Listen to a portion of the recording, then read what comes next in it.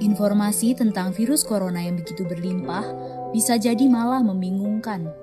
Maka dari itu, kita memerlukan protokol kesehatan yang alurnya jelas, sederhana, dan mudah dipahami.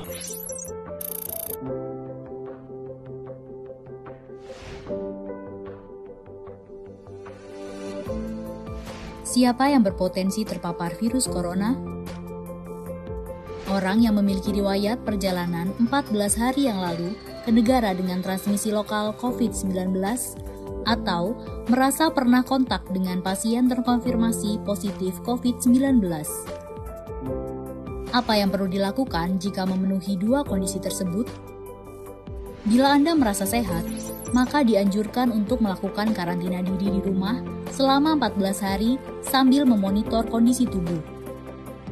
Bila Anda merasa tidak sehat atau timbul gejala, segera lapor ke petugas kesehatan atau hubungi Hotline Center Corona untuk mendapatkan rujukan pemeriksaan ke fasilitas layanan kesehatan. Gejala apa yang perlu diperhatikan? Demam melebihi 38 derajat Celcius, batuk atau pilek, sakit tenggorokan, sesak atau gangguan pernafasan. Apakah perlu langsung datang ke layanan kesehatan? Apabila gejalanya ringan, utamakan menghubungi Hotline Center Corona atau rumah sakit rujukan terdekat untuk mendapatkan informasi mengenai langkah selanjutnya. Sambil mencari informasi, ini yang perlu dilakukan. Tetap hindari keluar dari rumah, istirahat yang cukup, banyak minum air putih dan makan makanan bergizi, mempraktekkan kebiasaan bersih seperti cuci tangan, dan membersihkan area-area yang tersentuh permukaan tangan. Gunakan masker agar percikan dari batuk atau bersin tidak mengenai orang lain, bahkan di dalam rumah sekalipun. Kapan harus mencari bantuan medis tambahan? Bila gejala yang dirasakan cukup parah, misalnya sesak nafas berat, atau apabila Anda dalam klasifikasi kelompok rentan karena berusia lebih dari 60 tahun, memiliki penyakit kronis seperti diabetes, hipertensi, gangguan imun, ada riwayat sakit pernafasan, dan lainnya. Apa yang perlu dilakukan bila gejala berlanjut dan harus ke fasilitas kesehatan? Gunakan masker saat keluar rumah. Praktekkan etika batuk dan bersin yang benar dengan menutup dengan siku atau tisu. Hindari menggunakan transportasi publik. Bagaimana tahapan screening pasien di fasilitas pelayanan kesehatan? Sebelum memberikan perawatan, tenaga kesehatan di fasilitas layanan kesehatan akan melakukan screening.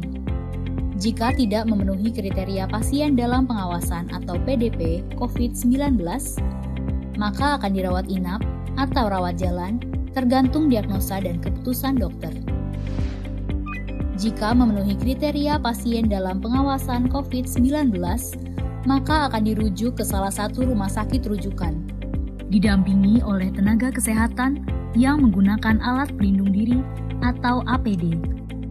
Di rumah sakit rujukan, spesimen pasien diambil untuk pemeriksaan lab dan pasien akan ditempatkan di ruang isolasi. Spesimen dikirim ke Badan Penelitian dan Pengembangan Kesehatan atau Balitbangkes di Jakarta. Hasil pemeriksaan pertama akan keluar dalam 24 jam. Jika hasilnya negatif, pasien akan dirawat sesuai dengan penyebab penyakit. Jika positif, maka pasien akan dinyatakan sebagai penderita COVID-19, diambil sampel setiap hari, dan baru akan keluar dari ruang isolasi jika pemeriksaan sampel 2 kali berturut-turut hasilnya negatif. Itulah informasi dan protokol kesehatan untuk masalah COVID-19 yang perlu diikuti oleh masyarakat. Sakit akibat virus corona dapat disembuhkan. Namun begitu, lebih baik mencegah dan tidak menularkan kepada mereka yang lebih rentan.